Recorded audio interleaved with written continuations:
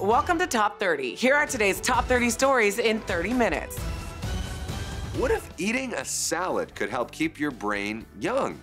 Well, researchers at Chicago's Rush University found that people who ate at least one serving of leafy greens a day had a slower rate of mental decline. In fact, that rate was so slow that researchers estimate the people in the study who ate the most vegetables had brains about 11 years younger than those who stay away from salad. The team looked at men and women between the ages of 58 and 99. The group had their memory and cognitive skills tested. They were also asked how often they eat certain foods like spinach, lettuce, kale, and collard greens. The study's authors say their work doesn't prove that eating greens slows brains from aging, but they say eating salad may also delay or prevent other diseases. The researchers also say not all salads are created equal. Greens with darker leaves often contain more of the nutrients believed to keep your brain young. A series of events detailing the harassment and systemic oppression of women in 2017 set off the spark that ignited the flame that became the 75th annual Golden Globes. Before the evening even began, actresses came together in solidarity by wearing black and bringing women's rights activists as dates. During Seth Meyers' opening monologue, the first-time Golden Globes host said, "It's 2018, marijuana is finally allowed, and sexual harassment finally isn't. It's gonna be a good year." He also used his monologue to shine a light on Oprah, the 2018 Cecil B. DeMille Award recipient, joking with her about a potential run for president. When Oprah did take the stage, it was no laughing matter. She used her platform to further push home the message of the evening: time's up. Warning not just Hollywood, but America at large, that women are done being treated like second-class citizens. But it was two-time Golden Globe winner Natalie Portman who stole the show by pointing out the nominees in the Best Director category were all male. Last night was so much bigger than an award show because the awards part of the ceremony took a back seat to the message. JFK International Airport in New York was forced to shut down and evacuate Terminal 4 on Sunday after a water main break flooded the baggage claim area. Delays could last days, and the Port Authority said the water leak was likely weather-related, but called the incident unacceptable. But it was clear skies for SpaceX on Sunday, where they successfully launched a top-secret spacecraft from Cape Canaveral called Zuma. The U.S. government kept details of the spacecraft's mission and payload under wraps. And finally, check out this dad who came up with a way to curb his hunger and measure his son's growth. That's a Philly cheesesteak. Brad Williams took a photo of his son Lucas every month with a cheesesteak until his first birthday. Most people use a teddy bear, but I think this guy's onto something. Now to the New York Stock Exchange for our Fox Business Minute with the lovely and talented Nicole Petalides. Nicole, I hear one of our favorite coffee shops is making some changes? That's right, Kristen. Dunkin' Donuts scaling back on 10% of its slower-moving items, such as smoothies and some sandwiches, from its menu in a push for faster and more accurate service. The company also announcing that artificial dyes have been removed from its donuts.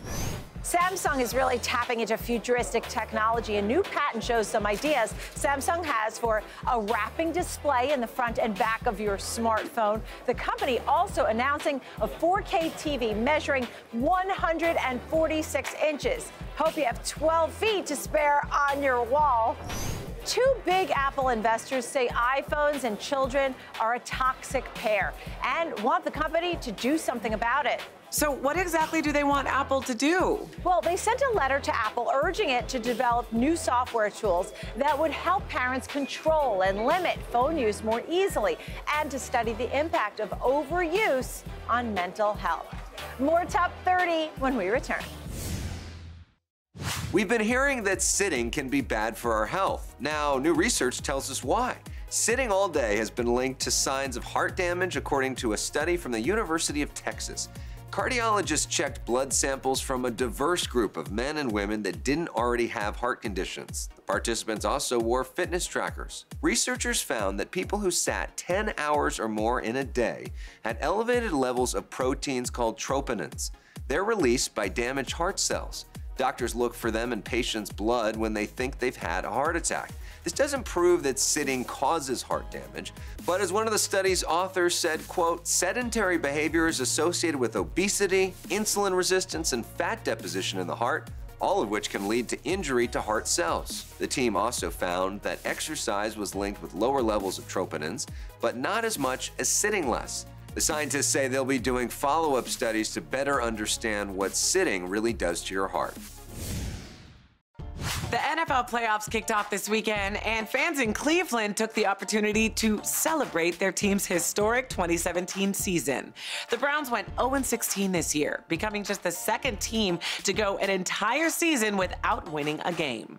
Thousands of people braved frigid wind chills for the perfect season parade. Fans walked around the Browns stadium forming a 0 to match the number of wins for the team. Some said they were there to protest the team's horrible season and send a message to management, while others took a lighthearted approach and said they have to laugh to keep from crying. Other fan bases were celebrating for good play on the field. The Titans, Falcons, Jags, and Saints all won their wildcard matchups this weekend, so each moves on to the divisional round of the NFL playoffs. Health officials and hospitals are struggling to keep up with a flu season that's more dangerous than usual. According to the Centers for Disease Control, this is the most severe flu season in at least 3 years. 46 states are reporting widespread flu activity, with more serious cases being reported sooner than usual. In California, 27 people under the age of 65 have died of the flu since October. At the same time last year, that number was just 3. The Los Angeles Times reports many pharmacies had run out of Tamiflu, which doctors often prescribe for the flu. Many emergency rooms are so crowded that ambulance drivers are having to wait to unload patients, meaning they can't be out on other calls. Californians aren't the only ones suffering. Several hospitals in Ohio are not allowing visitors under the age of 18. Anyone showing flu-like symptoms is restricted from visiting patients. One hospital in Dallas is reportedly so overrun with flu cases that doctors are turning away new patients unless their symptoms are life-threatening. There are some steps you can take to avoid the flu. The CDC says it's not too late to get that flu shot. You should also avoid contact with people who are sick and keep your hands clean with soap and water or sanitizer. If you do get sick, health experts say do your coworkers a favor and stay home. If you feel like you're drinking more wine than you used to, you're not wrong. A study out of the University of Cambridge says that in comparison with wine glasses from the 1700s, today's modern chalices are 7 times larger. To do this, researchers ransacked eBay, manufacturer records, museum archives, and the Royal Household Collection for English glassware made between 1700 and today. They found that from the 1700s until the 1990s, wine glass size incrementally grew, but after that, things got supersized. In the 1700s, the common wine glass held around 2.2 ounces of liquid. Modern-day wine glasses hold 15 ounces of wine. That's nearly 2 cups of wine as a serving. Wow. Researchers believe this happened because wine wasn't commonly drank until the 20th century. By the 1980s, it finally started to become trendy. By enlarging wine glasses, retailers were able to serve consumers more wine. The bigger the glass, the more that can be drank, creating a bigger demand overall. It's a bird, it's a plane, and this November, it's a giant skull-shaped asteroid in the sky. According to BGR.com, this skull-shaped asteroid is real and is better known as the Halloween asteroid 2015 TB145. This is because it first crossed paths with our planet in October of 2015, but will slip by Earth once again in November. Thanks to images captured by the National Science Foundation's Arecibo Observatory, we know that it resembles a skull, that it's oblong in shape, and is about 700 meters wide. A new study published in Astronomy and Astrophysics says scientists project the skull-shaped rocky object will once again rendezvous with Earth this November, which is when they plan to learn more about the ominous rock. But don't worry, Halloween asteroid will pass by us safely at about 105 lunar distances, which is roughly the same distance from Earth to the Moon. This will be Halloween asteroid's last visit here until 2088. Snacking in America is big business, and some food companies are making moves to keep from being left behind. Both the Campbell Soup Company and Hershey have made major deals for smaller companies that emphasize snacks. Campbell purchased Snyder's Lace Inc. for $6.1 billion. It's the largest deal in Campbell's history. Their new purchase includes brands like Snyder's Pretzels, Kettle Potato Chips, and Pop Secret Popcorn. Hershey spent $1.6 billion to buy Amplify snack brands, best known for Skinny Pop Popcorn and Oat Mega Protein Bars. More than 90% of Americans snack every day.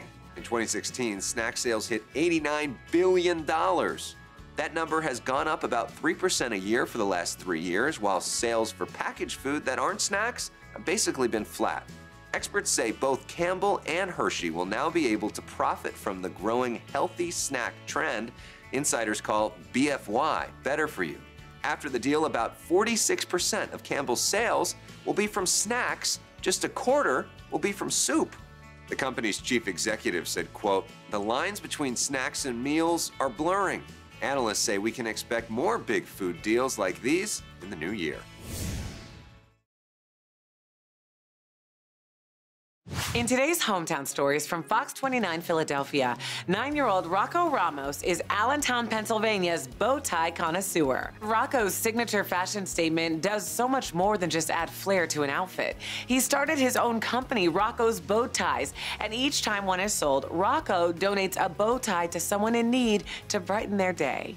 In our second story from Fox 10 Phoenix, when the C. Smith family lost their Shih Tzu puppy Teddy, they expected to never see him again. But Teddy turned up 7 years later in a different Phoenix, almost 2,000 miles away, Phoenix City, Alabama. After Teddy was lost, he was taken in by a military family who moved around the country.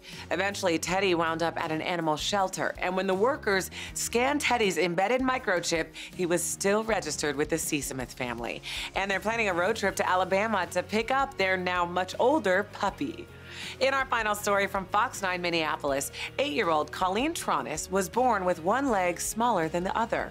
Last year, she chose to have her leg amputated at Shriners Hospital due to the pain she felt from the condition.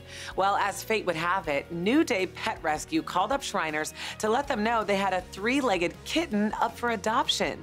They wanted the cat to be paired with a child who could empathize with its condition. The staff at Shriners immediately knew Colleen was the perfect match, and now it's hard to tell who's helping who more. Check your kids' Christmas presents. If Santa brought them a smart toy, you should make sure it was made by a company approved by the FTC. You may have heard about the dangers of these toys. Some of them, like My Friend Kayla and the IQ Intelligent Robot, use an app to record children's voices and answer their questions. A group called the Electronic Privacy Information Center complained to the FTC, saying these toys violated laws that protect children's privacy. So the FTC has highlighted a list of organizations that it trusts to certify these types of toys. The 7 groups are on your screen right now, and the list is also on our Facebook page at Top 30 TV. Smart toys. One more thing you may need to monitor when it comes to keeping your children safe. Good Housekeeping put together a list of everyday items you're probably using all wrong, so we picked a few that might surprise you. Have you ever noticed that hole in the middle of your spaghetti spoon? It's actually there because if you stick a handful of raw spaghetti through it, that's equal to 1 serving. Who knew? And while you might think you're getting extra mascara on your wand by pumping it, you're actually pushing air into the tube, which in turn dries out the mascara. My big mistake. If you enjoy natural peanut or almond butter, you know it can be an oily mess. But if you store the jar upside down, the oil will be on the bottom when you flip it over to open it. And tissue paper isn't just for gifts. If you lay a shirt on a piece and fold it like usual when packing, the tissue paper will prevent your clothes from creasing. How do you think I stay looking so sharp? The astronauts aboard the International Space Station are conducting more than 320 tests, and now one of them is figuring out how to potentially brew beer in space. The latest shipment of supplies to the ISS included barley seeds, one of the key ingredients for making beer. The seeds were sent up by Budweiser. Earlier this year, the company announced it wanted to make the first beer on Mars. While that announcement may be more for publicity than actual goal, sending barley into space for experimentation could have some major benefits. Astronauts will study how the barley reacts to microgravity, which could shed light on the plant's makeup and lead to information about growing healthy crops here on Earth. In case you're wondering, NASA has a strict no alcohol policy for its astronauts aboard the ISS, but Who knows what the drink menu will look like when private companies start taking passengers to outer space? As an oncology nurse, it's Holly Christensen's job to help cancer patients. But she wanted to do more. Inspiration hit when a friend's little girl was about to go through chemo. Traditional wigs can be painful on a cancer patient's sensitive scalp, but a wig made out of crocheted beanie and yarn would be soft and playful. Holly explained on her website, knowing how difficult it would be for her to lose her beautiful blonde curls, I made her a Rapunzel yarn wig and sent it in the mail. The yarn wig was a hit, and so along with co-founder Bree Hitchcock, the Magic Yarn Project was born. The pair set up a GoFundMe page in 2015, and the project has taken off. Now volunteers meet at workshops across the country to help meet the demand for these wigs of whimsy, free of cost. And boys can play too, transforming into pirates. If you'd like to get involved, check out the Top 30 Facebook page. Americans are drinking more of their calories thanks to sugary beverages. In 2016, the average American drank over 201 calories every day, according to the American Beverage Association. That's up from the year before. It's also a setback for soda companies. In 2014, Coca-Cola Co., PepsiCo Inc., and Dr. Pepper Snapple Group Inc. said they would try to cut calories consumed in drinks by about 20%, an attempt to address concerns about obesity. While sweetened beverages are the biggest source of sugar in the average diet. Health experts say the drinks don't make people feel full the way they do after they eat, so they tend to consume more. Soda makers focus their efforts on supermarkets, but more people are now getting those drink calories from small stores and fountains in restaurants. Consumers are drinking less soda, but they're also drinking more sports and energy drinks. The study could mean the industry will miss its 2025 goal unless it starts cutting sugary drinks from soda fountains. PepsiCo said it changed 3 offerings at fountains in 7,000 Taco Bell locations. Coca-Cola is testing smaller cup sizes. But changing fountain drinks is challenging. Some consumers view sugary drinks as a treat when they're dining out. There are only a certain number of soda fountains, and restaurant owners want to feature the drinks that sell best. To cut down on sugar consumption, companies will have to do much more than change their products. They'll have to change consumer behavior. Does this face look like the face of a hamburger guy, a cheeseburger guy, or a veggie burger guy? Khali Burger launched a new kiosk that uses facial recognition technology. Customers will be prompted to attach a picture of their face to their first order. When they return, the kiosk will be able to use the new technology to bring up all the past orders, and the consumer can pick up one of those to reorder. Right now, the payment is still with cash or credit card, but the chain eventually wants to attach the credit card to your facial scan for convenience. Khali Burger is testing this out at one store in Pasadena at the moment, but hopes to expand nationally if customers like the service. Thanks to Selena Gomez's jet-setting lifestyle, she's saying goodbye to her Fort Worth mansion and putting it on the market for $2.9 million. Selena's friend and real estate agent, Ashley Cook, says this is Selena's dream home, but she is so busy, she ended up only spending holidays there.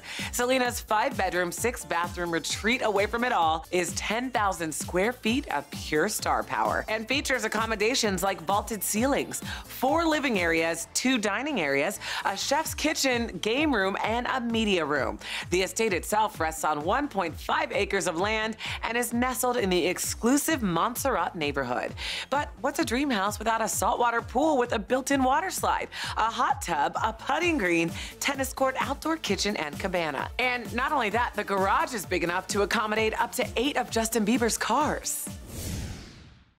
So here's some food for thought. Food banks in Canada are showing great improvement, helping the nation's overall issue of household food insecurity. Food Banks Canada believes that hunger isn't just a problem for developing countries, and almost half of Canadian survey said they now know someone who has visited a food bank. That's up from 40% in 2012. Mimi Lowy-Young of Food Banks Canada says, quote, "Not only are our food banks putting nutritious meals on our clients' tables, they're positioning them for future success by teaching basic cooking skills in their community kitchens, working cooperatively with community service organizations, or providing nutritional education programs for kids."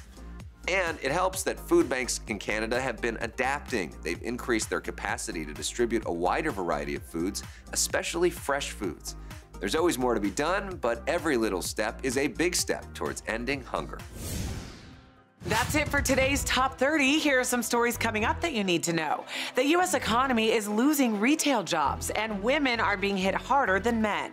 Plus, this could be the jet of the future. And we'll tell you about the dining trend that could be coming to a menu near you. It's all coming up on the next Top 30.